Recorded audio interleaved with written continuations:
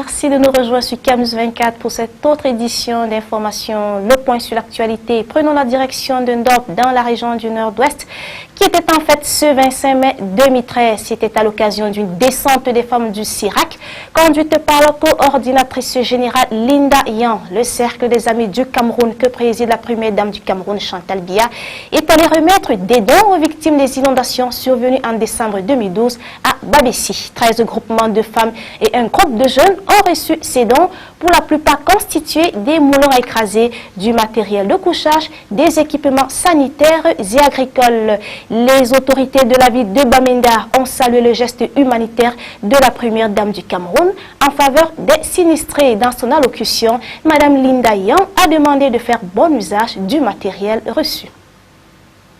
En sport, l'Assemblée générale élective qui devrait avoir lieu ce 25 mai 2013 à Yaoundé a été suspendue suite à la décision de la Chambre de conciliation et d'arbitrage du Comité national olympique et sportif camerounais qui a invalidé le 24 mai dernier la candidature de Iya Mohamed, candidat à sa succession à la tête de Africa Foot. Ces décisions font suite au recours déposé par John Begenide, l'autre candidat à la présidence de l'instance fêtière du football national. Réouverture des inscriptions sur les listes biométriques et distribution des cartes d'électeurs.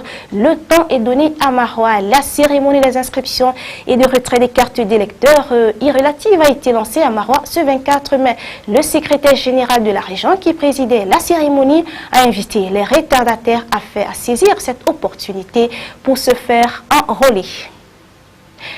Nous restons dans la région de l'extrême nord où les leaders religieux à l'école de la prévention et de la détection des maladies associées à la malnutrition chez l'enfant. L'objectif de cet atelier organisé mercredi dernier par l'Organisation mondiale de la santé vise à assurer de manière permanente la prévention et la surveillance de la malnutrition dans toutes les communautés de la région de l'extrême nord.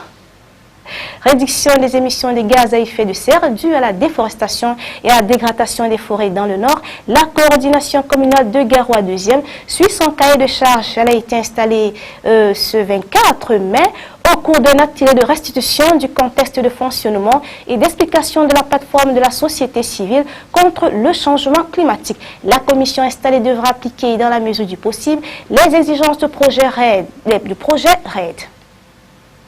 À présent, la page étrangère avec l'agence France Presse.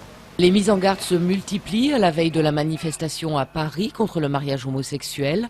Jean-Marc Ayrault reproche à l'UMP de provoquer crispation et radicalisation. Manuel Valls, lui, appelle à la prudence et réitère ses craintes de violence. 3 cortèges de la Manif pour tous doivent converger vers les Invalides, tandis que l'Institut Civitas défilera jusqu'à l'Opéra. Kousser, soumise à des bombardements intensifs, cette ville stratégique est la cible depuis une semaine d'un assaut de l'armée, épaulé par le Hezbollah libanais. Selon l'Observatoire syrien des droits de l'homme, les combats qui s'y déroulent sont les plus violents depuis 8 jours. Nouvelle nuit de violence en banlieue de Stockholm. Pour la 6e nuit consécutive, des véhicules ont été incendiés dans les quartiers pauvres de la capitale suédoise, où la tension semble toutefois moins vive. Mais les incidents font tache d'huile dans d'autres villes du pays où des écoles ont été visées. Christine Lagarde placée sous statut de témoin assisté dans l'enquête sur le recours à un arbitrage pour régler l'affaire Bernard Tapie, Crédit Lyonnais. Après 2 jours d'audition par la Cour de justice de la République, l'ancienne ministre de l'économie échappe donc à la mise en examen.